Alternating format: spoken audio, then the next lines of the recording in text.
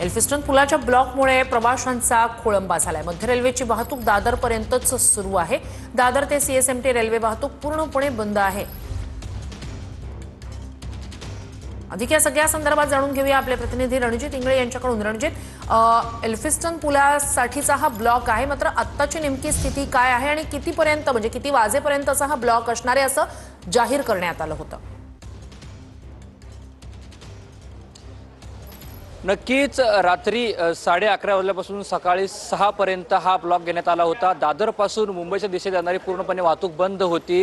वेळेत काम देखील पूर्ण झालं, मात्र सध्या मध्य रेल्वेची वाहतूक ही दादरपर्यंतच आहे।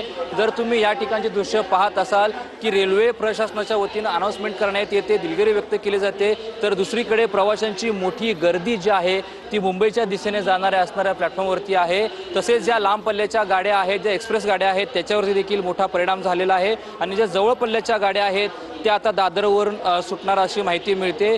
काही गाड्या रिशेड्यूल देखील करण्यात आलेल्या आहेत, जसे की वंदे भारत असेल, महानगर असेल, तपोवन असेल, इंद्रायणी, मांडवी, तुतार यासारख्या ज्या गाड्या आहेत त्या गाड्या देखील आता उशिरा धावणार आहेत। आणि कमी अंतरावर ज्या धावणाऱ्या गाड्या आहेत, कोकण कन्या आणि अमृतसर एक्सप्रेस, या गाड्या दादर किंवा पनवेलवरून चालवल्या जाणार आहेत।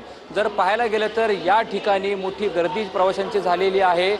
जरी काम गर्डर काढण्याचं काम विहित वेळेत पूर्ण झालं असलं तरी त्या ठिकाणची ओव्हरहेड वायर बसवण्याचं काम सुरू आहे आणि त्यामुळे हा ब्लॉक घेण्यात आलेला आहे। सकाळी 6 पर्यंत हा ब्लॉक घेण्यात आला होता, मात्र आता 7 वाजून गेलेले आहेत तरी देखील काम सुरू आहे। त्यामुळे आता काही वेळामध्ये ही वाहतूक सुरळीत होईल अशी अपेक्षा आहे। त्यामुळे आता ही मध्य रेल्वेची वाहतूक कधी सुरळीत होईल हे पाहणं महत्त्वाचं असणार आहे। त्यामुळे अनेक प्रवासी जे आहेत ते दादरला उतरूनच पुढे जात असल्याचं चित्र आपल्याला पाहायला मिळतंय। नक्कीच अपडेट्स घेत राहणार आहोतच। तुर्तास धन्यवाद।